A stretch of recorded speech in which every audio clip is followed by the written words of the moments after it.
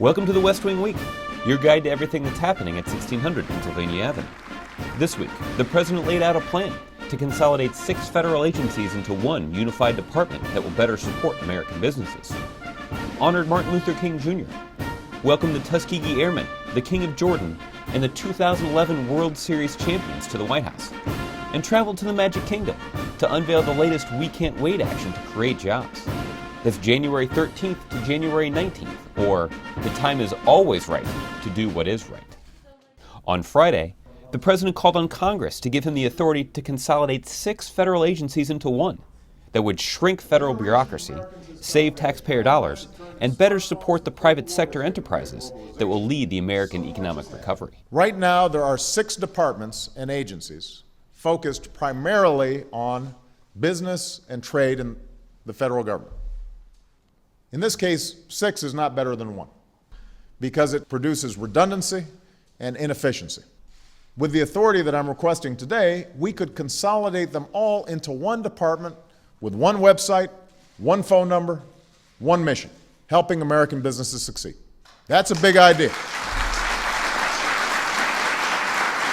Later, the President and First Lady welcomed the Tuskegee Airmen to the White House for a screening of the movie Red Tails.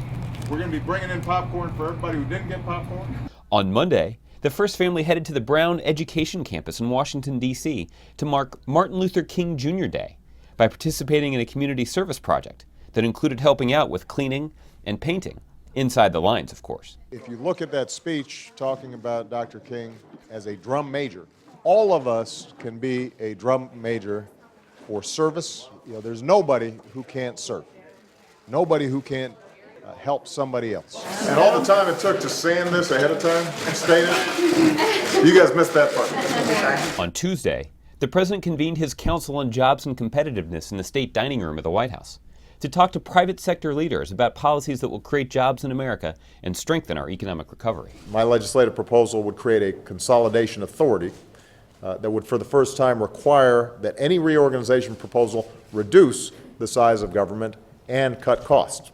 Every one of the agencies in this government has been focused on how do they improve, get smarter, get better, get faster. I believe that we've made genuine progress in all these fronts. We would not have made this progress without this Jobs Council.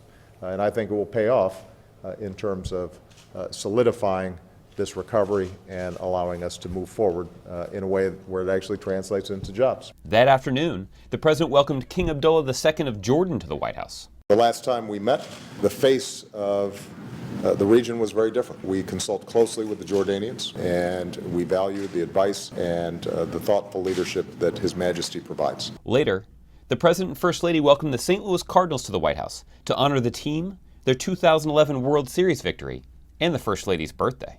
When we first married, it was a little controversial that she was 20 years younger than me, but now it seems to have worked out okay. Here we've got a couple of gifts for you and Mrs. Obama. That's nice right there.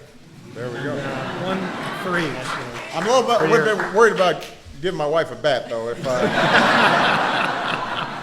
I mess up. I'll take my bat. On Thursday, the president traveled to the Magic Kingdom in Orlando, Florida, where he unveiled a strategy to significantly boost tourism and travel, important sectors in the U.S. economy.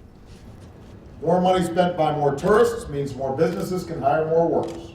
It's a pretty simple formula.